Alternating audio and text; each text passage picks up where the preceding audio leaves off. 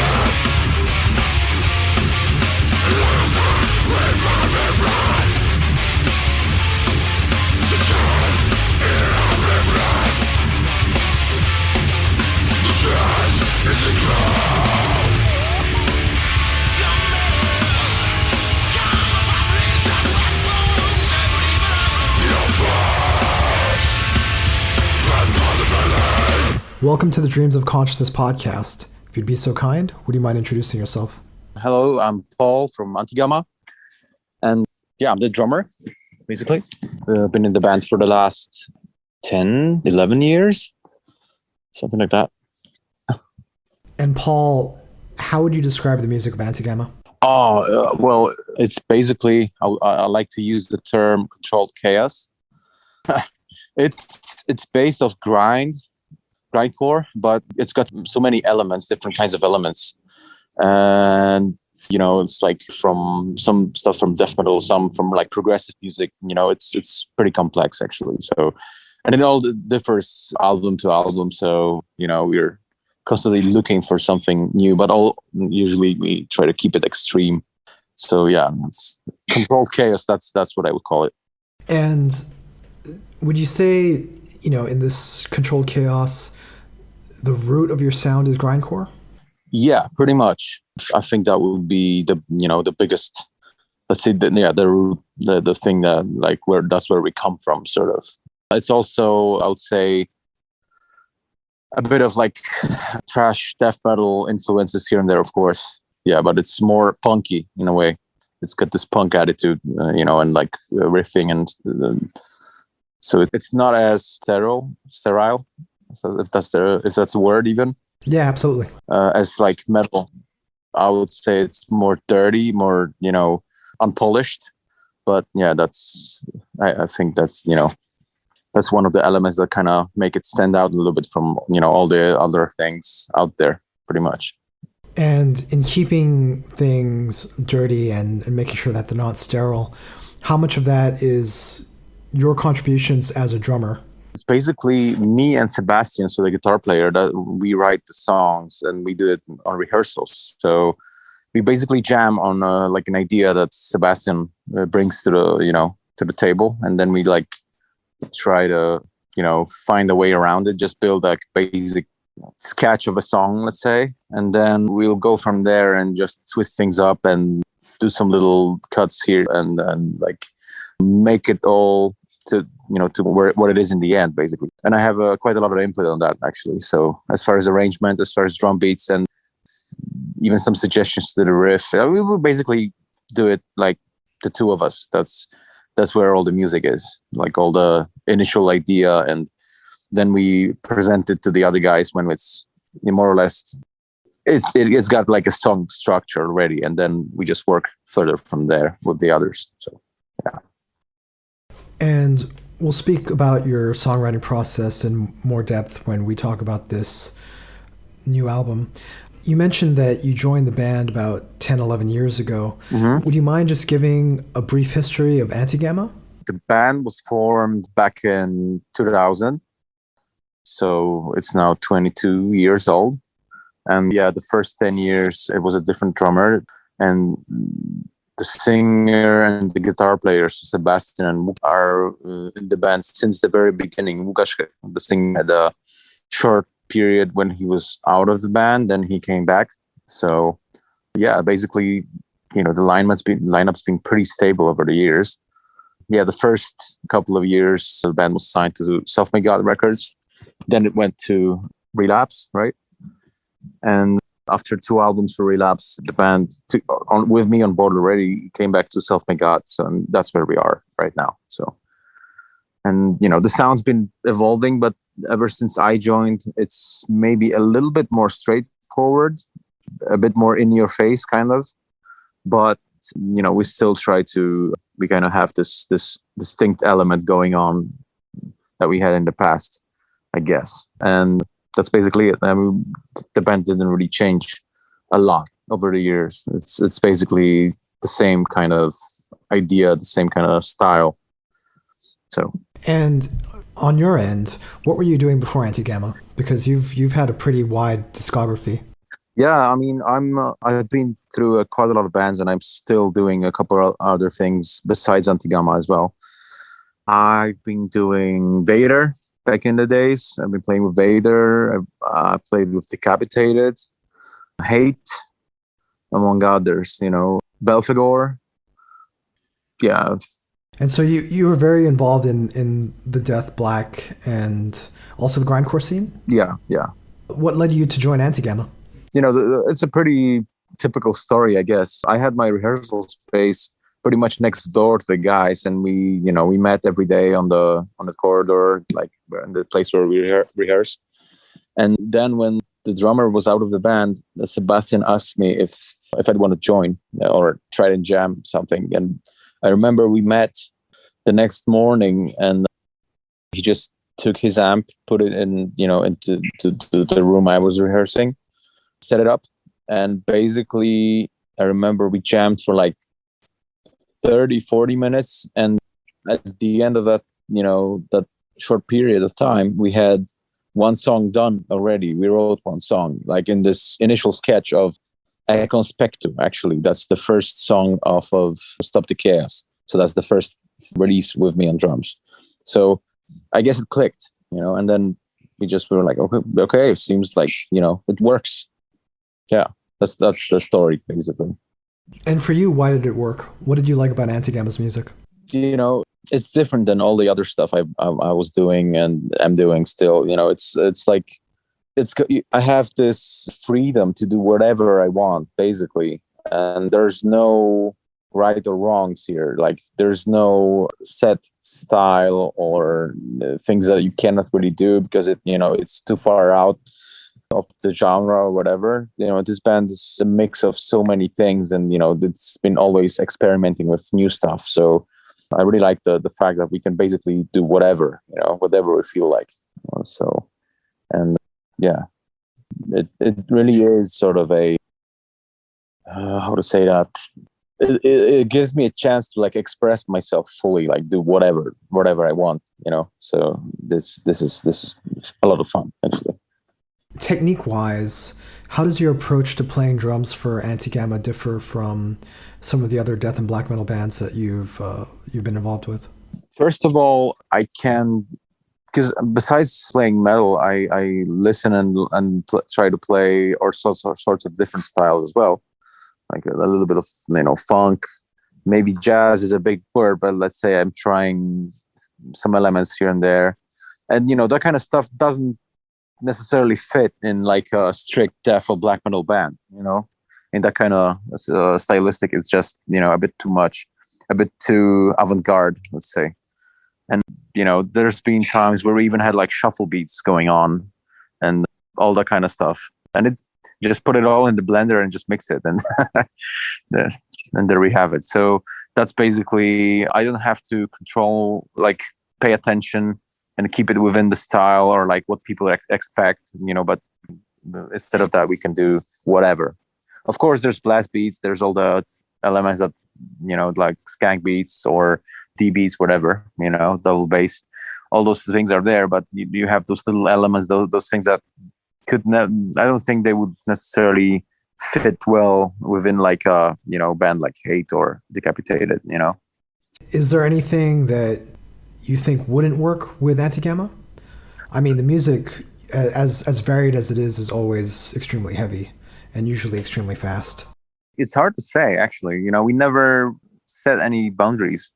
But I think one thing that would not fit would be like a, typical standard song structure and riffing and, like making like a regular death metal or record. I think that would be something that fits within, because it's just too normal, I'd say. if you know what I mean. I guess this band stands for everything that's like freaky and a little bit, off the grid, sort of. So if you can, just tell me about your songwriting process a little bit. You mentioned that it starts with Sebastian coming up with a few riffs and the two of you jamming together and coming up with the song structures together. Mm-hmm. Is it always the two of you in a room together? Yeah. Most of the time. I mean, especially when we start writing an album, we prefer to do it just the two of us, because then, it's just easier and faster to like exchange ideas, and we don't even speak much. We just have, we develop some kind of a system of communication, when we just, jam, and I already kind of know how Sebastian's writing, so I can kind of anticipate certain twists and things, he does, which are not necessarily standard, but he's got his things going on. So I know how to read it, so to speak.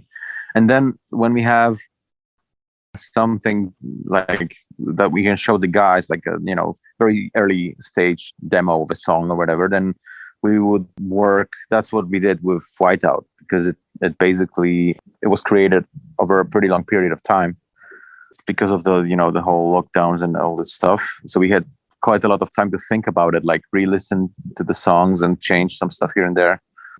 And then we did a lot of the arranging work with like the little details with our bass player, basically with Maciek. So that's where we started to kind of move around some accents, make sure the bass works together with the drums, like it would in your typical like funk, music, just like genre or whatever. So the bass doesn't follow the guitars.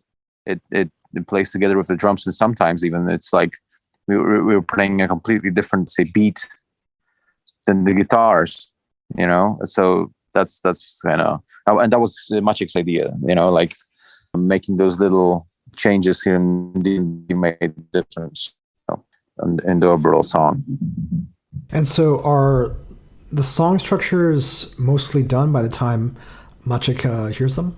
Pretty much. Yeah. I mean, it's never that way. We don't treat it that way, that we write a song and we can kind of have a structure fixed, and then we show it to others. It's like, let's do some things here and there, but the song structure has to remain as it is. No. It can, if someone has got a good idea, then and then has like a sudden thing he wants to try and completely rework the song, and if it's gonna sound better, we're gonna do it. So we try not to have like we don't close any options until the album's being actually recorded. So it's been like that we did actually do some drastic changes in the past in some songs at the very last minute, pretty much because someone got an idea to like twist things up. So it happens. It's really hard to talk about songwriting because it's such a abstract thing. I mean, that's mostly what this podcast is about, just because everyone has such a different approach. Yeah. So it's interesting to me how everyone, because I think from the outside, if you say death metal, if you say black metal, if you say grindcore, people think that the songs come together in a fairly typical fashion, or most bands work the same way, but it's really not the case. No. Yeah. Pretty much every band I've been playing with, and I would say it will be close to 100 overall throughout the years. Every single person has got a different working style, let's say. And one thing that was good from me being in so many bands over the time is like learning to adopt and like to read people's, intentions, minds, kind of, sometimes the differences are tiny, but when you start working, it really shows that, certain things work in a completely different way here and there. So, yeah. You mentioned that one of your goals with the songwriting is to make sure that the songs aren't sterile and that you don't come to songs in a typical metal or death metal kind of way. Mm-hmm. How do you make sure that it's not sterile? How do you make sure that the arrangements are interesting? It's partly because of the production as well, and the drum sound and the overall album sound we have. We don't edit the songs actually. When we record, we do full takes and just leave it as it is, as it was played. Basically, it's not perfect. There's some imperfections in it, but that's the whole beauty of it. I think that's where you have this human playing basically, and you don't have a drum machine or like guitars where they're perfectly aligned, like on the grid and like super clean sounding and everything. That's okay, but it gets boring after a while. And with that kind of natural recording, basically live recording, it's a completely different vibe. You mentioned that a song can change structure up to the last minute. Do the lyrics sometimes affect the song structure? Lyrics? Yeah, like if your vocalist has an idea of how he wants the lyrics to go, can that affect how the song is arranged? It actually did happen a couple of times that we kind of either shortened or extended a certain section because he felt that he needed more space for a certain section. Like he had more, let's say, ideas for vocals in that particular part, or something we thought would be kind of a chorus, let's say. Then in the end, it turned out to be something completely different. Although it's really hard to talk about, a verse chorus structure in Antigama. But still, there's some parts which you could say are a bit more chorusy, kind of. And when we wrote it, and then when the vocals came, everything started sounding completely different. And sometimes we would change the length of some parts, or maybe add a little break in between or something, just to make it work with the vocals better. Or I usually when I do the accents on cymbals and then that kind of stuff, I try to follow the vocal line with that. Actually, not all the time, but this is one of the guidelines for me. Actually, not the guitars, but the actual vocals, like the rhythmic line of the vocal. That's kind of something I like to do. So the drum patterns sometimes add emphasis to the vocals? Sometimes, yeah.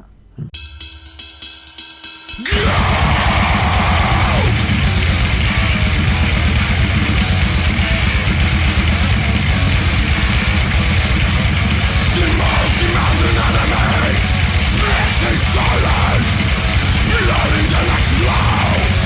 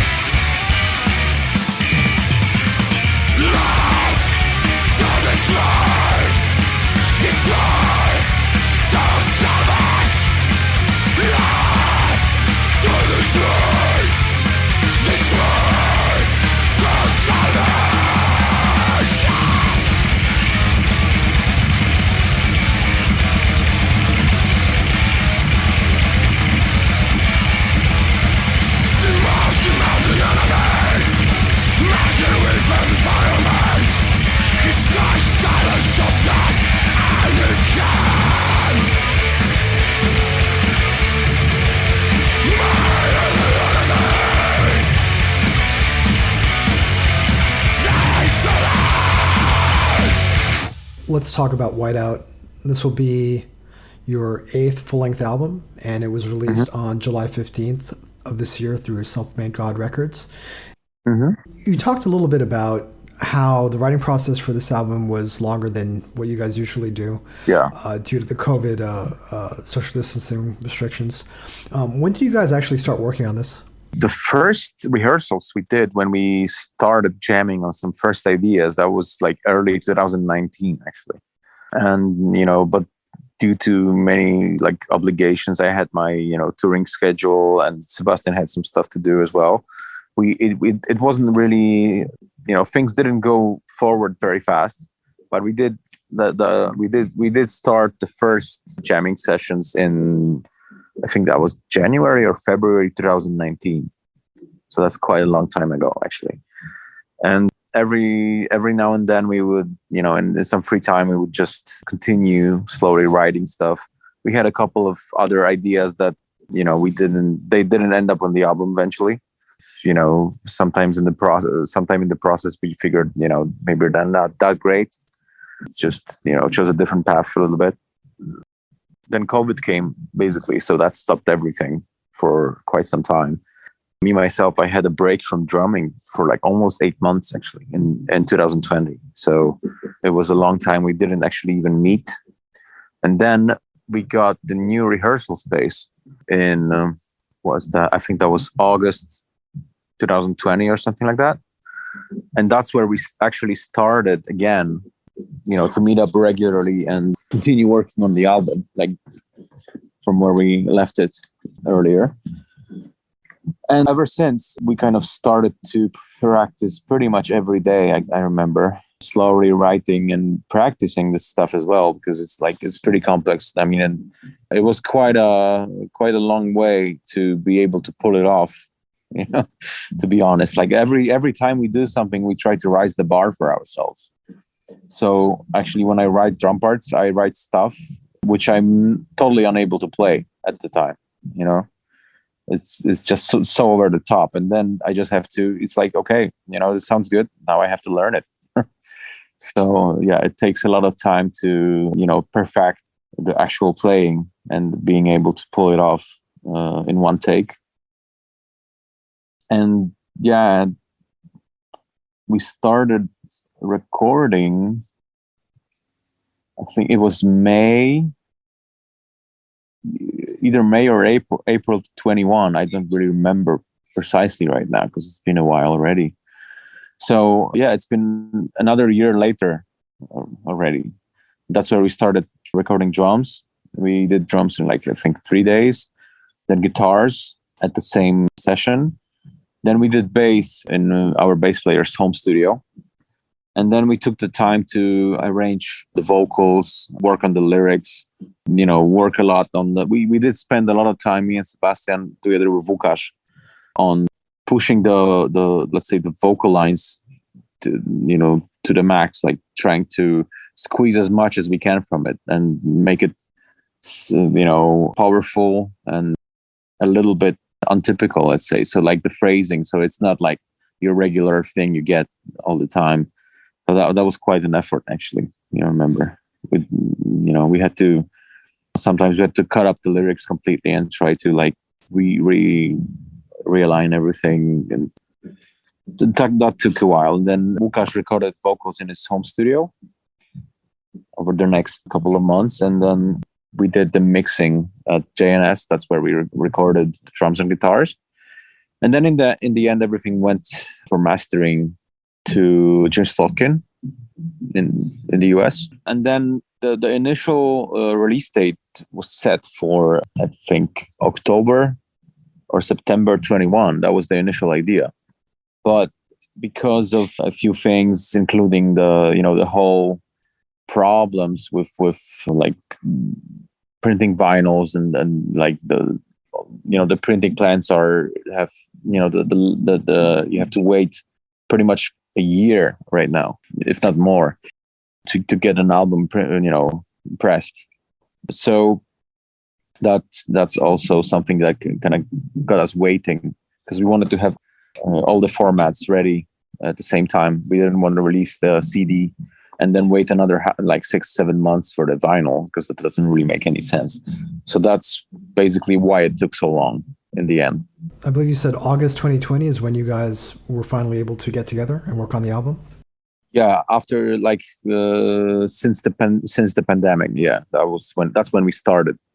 So then we rehearsed for like a year, almost a year, and actual album was recorded and ready around October 21.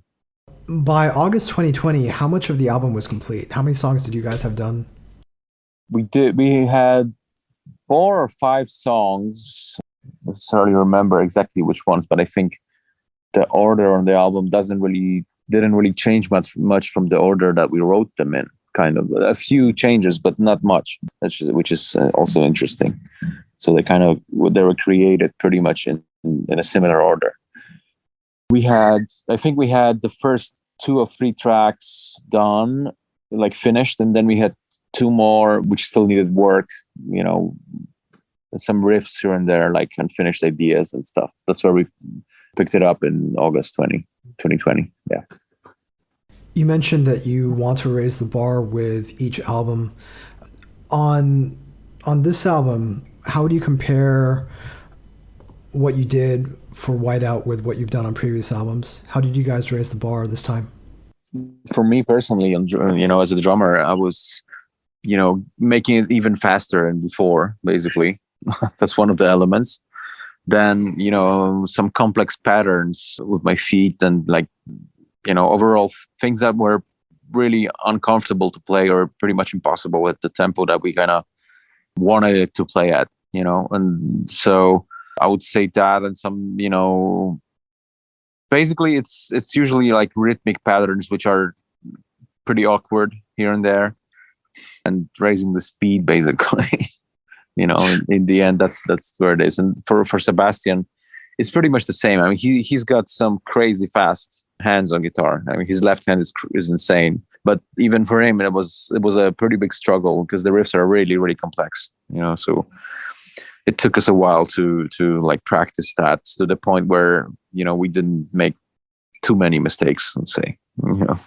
We were speaking about the recording of the album a little bit and how the tracks were recorded remotely. Is that correct? Remotely. So the vocals were recorded in... Oh, right. You mean in different places? Yeah. Yes. Exactly. Yeah. We did record the guitars and the drums in one place. Then the bass and the vocals were done in the guys' home studios, basically, because both of them have their little artistic corner, let's say. But, they have pretty good equipment and stuff. And then, so we did it that way this time, just to have more time basically to work on stuff. Because when you're in the studio with everything, you just get charged by the hour basically. So everything seems, for me, especially with vocals, things seem a little bit rushed, especially when you want to experiment a little bit and try different, ways of doing the same thing. So this really helped with that because we could use all the time we need just to make it right. And so it wasn't necessarily because of the COVID restrictions or anything related to that. No, we totally could do it in a studio, like in the same place we did the drums and the guitars and the JNS. But we talked with Pawel, with Paweł Grabowski, the sound engineer, and he told us basically, Łukasz sent him like a demo recording of of the signal that he's got set up in his studio. And he said it's totally fine. He told him what to take care of when he's recording, and then everything was fine. So it was mainly because we wanted to just have all the time we need to make it right and just try different ways and different arrangements. We had a couple of versions of a few songs actually, and then we chose like the one we liked the most. So it would be pretty hard if you go to a studio where you only have like 4 days for vocals or something, or less, then we'd have to stick to one version and we could never check, if an alternative idea is better or not. So that was the only reason for that, actually. And is this the first time that you've worked in this way? Not the first time entirely, because Łukasz used to do, I mean, back in the past, in the previous albums, he would record the main vocals in the studio and then do all the freaky, crazy, voices and like effects at his home studio.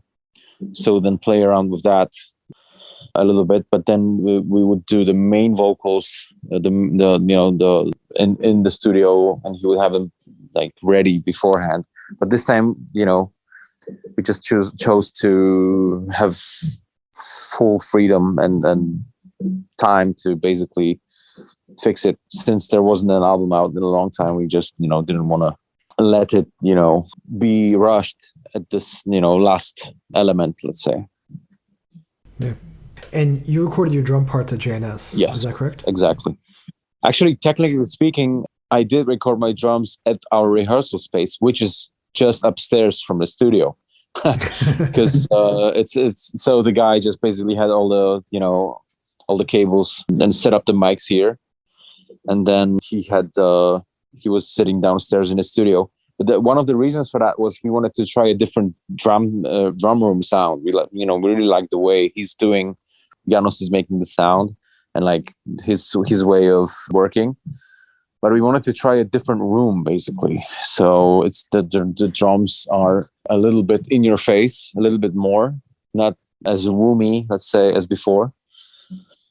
And we did a test recording. We tried how it works here when we were recording the live streaming show a few months earlier than before the album. And yeah, we were like, yeah, let's experiment. Let's just try something new this time, So the whole process was basically an experiment all along. But I think it came out pretty good. And Janos is somebody that has worked with Antigama for about 10 years now. Why has the relationship lasted this long?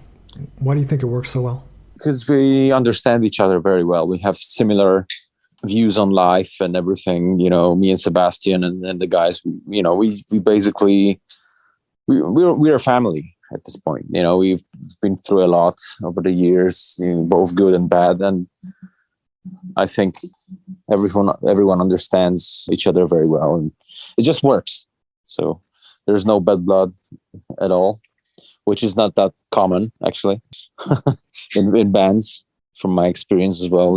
It's always something, but yeah, here it's just it's working really well. Simply, So I'm curious, with the members working on their parts in different locations, mm-hmm. When did you actually get to hear the complete album and the way it sounded with everything put together? You mean in like a raw version or mixed, mastered? Like a raw mix or like an early mix? Yeah, so we had like a quick mix that our sound engineer did for us with the instrumental parts and with the bass added on top of that. And then we took this as like a mix down and basically took to Łukasz home studio. And basically we could actually hear more or less what it's going to sound like on the fly. When he was recording his parts, he would have like a little mix, plug in and just like glue it together. And then we could kind of hear what it would sound like, more or less, at least as far as the form and shape of it.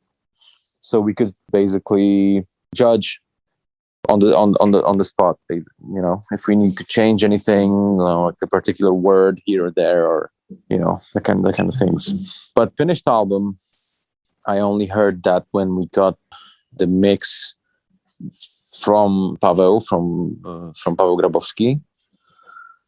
Oh, when was that exactly? I don't actually remember very well, but I would say that would have to be around September or October 21. And then we were waiting for the mastering, so yeah, just to have this final touch.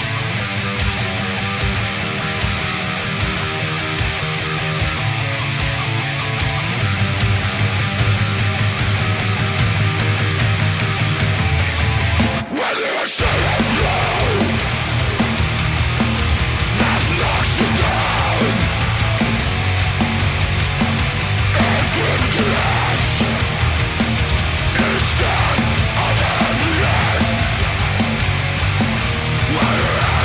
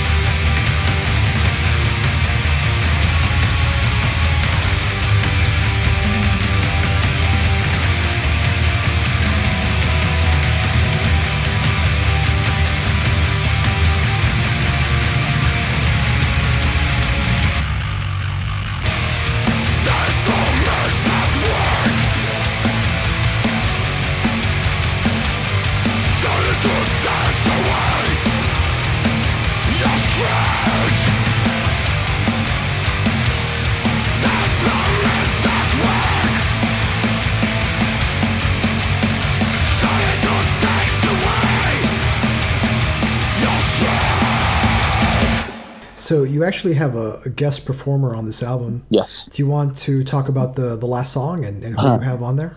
Yeah, this guy, Marcin Kajper, he's a friend of mine. And I got to know him through some common friends. And he's an amazing saxophonist. And also he's a great guitar player as well. And I reached out to him because I figured, we were doing this last song. And we didn't really know what it was going to be in the beginning. It's going to be in that shape. But, as we continued arranging it, it turned out to be a pretty, wacky thing. There's, the complexity there is, I think it's the most twisted song on the album, actually. So we figured, why not do something different instead of having like the regular vocal lines and everything? Just let's make it like a, noisy vocal effects, like treat it as another instrument. And then I was like, why not just put sax on top of it, or something else. You're considering a few different instruments, and then I ended up with saxophone, basically, like a crazy jazzy solo all over the place. So we got in touch with him, and yeah, he prepared a couple of versions. He recorded it at his own home studio, actually. Like, he got the song. We actually jammed together as well on this stuff. He came, met us a couple of times, and we jammed through just to get a basic, idea of what's going on, and kind of explained what we like.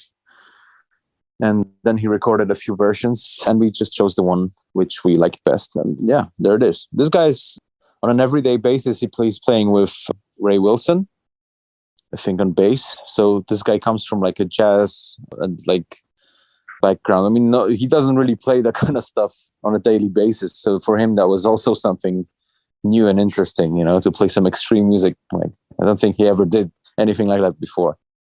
So he wasn't familiar with you guys. Was he familiar with the genre at all? A little bit. But he's the kind of guy, he used to listen to more like rock stuff, let's say, maybe some hard rock, but mostly jazz, fusion, that kind of thing. So jumping into such an, extreme situation, he said it's an experience. It was a lot of fun, just having this little experiment and, trying something different. And it's, the saxophone has a history with grindcore, right? Like John Zorn and Mick Harris collaborating on the Painkiller Naked City albums. Mm-hmm. Yeah, I mean, it's it's not something entirely new, but for this band, it was just like one of those ideas, like, let's do something, a little bit different than usual, let's say. So yeah. And I think, in the end, I like it. I like this track quite a lot, actually. So as you mentioned, James Plotkin mastered the album. Yeah. I mean, speaking of experimental grindcore, right? Mm-hmm, mm-hmm. Like, he's the guy who really pushed grindcore to really new and experimental places with old. The guy's amazing. I really love his work. I mean, he's been working with us for the last few albums, actually. So it's not the first time. I think when the time comes when we do another one, we definitely gonna get back to it, to working with him, because yeah, just makes it all sound huge, and he knows what's up. So would you say that's what he brings to your sound? He makes everything sound huge? Yeah, I mean, the mastering is a big element of the whole thing. You can crush the album with the master and then make it sound really bad. Even if you have a good mix. And he just understands what this music needs, basically. And he's a good friends with Sebastian as well. So, yeah, it's just a pretty good team. We haven't been really changing much as far as the production team over the years, because we've been recording in the same studio with the same guy for the last 12, 13 years at least, maybe more. Even before I joined, Then James was doing mastering for us ever since the Insolent, if I'm not mistaken. So it's been three releases already, not counting like some singles and some 7-inch releases. Yeah. So it's been quite some time. So, with the album out, what do you guys have planned? We are going to do some shows in November and December in Poland for now. That's what we're working on right now, booking those shows. And other than that, it's kind of hard to do some extensive planning right now because the situation with COVID and all this stuff is a little bit uncertain yet. I mean, it's better than it was, but it's hard to predict some stuff. But we are working on playing shows as much as we can. For now, it's Poland. This year, we'll see what happens next. Hopefully some festivals next year. I don't know. Maybe we can get to the US again. But it's at this point, it's a bit early to say because we don't have anything fixed at the moment. So yeah, the first live shows are going to happen around November. So, Whiteout is the name of the 8th full-length Antigama album. Yes. And it is out now through Self-Made God Records. Paul, Mm-hmm. How can people order the album? What's the best way to get it? You can go to the Self-Made God website or the Facebook page. You can also order it through Bandcamp, I think. But basically, you can find it on the Self-Made God web store. Yeah. And do you want to say anything about the physical releases that Self-Made God is putting out? Yeah, we have the album out on vinyl. We have it on CD and on cassette. Plus all the digital formats, of course. Apple Music, Spotify. I think Spotify is coming in a matter of days because it takes a little bit for them to upload it. But yeah, it's going to be out pretty much all the digital formats and platforms out there. And yeah, CD, vinyl, and cassette. So yeah, you can choose your option. And the vinyl is already pressed, right? Like, I know you guys were waiting for that. Yeah, everything's ready. I have them at home. I got my copies and they look great. The artwork's amazing. Really, really, really proud that we managed to finish this album and release it, because of all the stuff that was happening in the meantime. It's been a very long time, but it's finally ready and available. Cool. Yeah. And if people want to follow Antigama online and keep up to date with what you guys are doing, what's the best way to do that? You can go to our Facebook page. I think it's Antigama Official, if I'm not mistaken. And then you can also find us on Instagram under the same name, I guess, Antigama Official. Is there anything else you want to say? I want to thank everyone for supporting us throughout the years, and to all the people that don't know us, check it out. I think you're going to like the new album. Very cool. Thanks so much, Paul. Thank you.